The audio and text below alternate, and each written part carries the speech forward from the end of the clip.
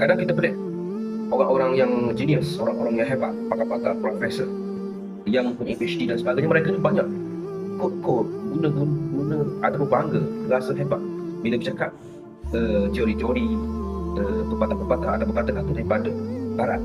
Sedangkan kita ada kata-kata yang qadim, kata-kata yang cukup indah, iaitu Al-Quran Karim, kalam Allah. Kalam Allah. Kalam Allah ini di dalamnya terkandung panduan untuk kita menuju. Sebab apa? Allah tahu apa masalah manusia. Sebab Allah yang menciptakan manusia. So dia tahu. Apabila dia tahu penyelesaian, jadi Allah banyak dalam Al-Quran, Allah SWT tanya. Ayat itu ayat persoalan. Dan di bawah Allah datangkan jawapan. Dan begitu juga dalam kehidupan kita. Jadikan Al-Quran ini sebagai rujukan untuk kita menjadikan panduan. Sebab dalam kita Al-Quran bukan sekadar dibaca, tapi untuk dipahami.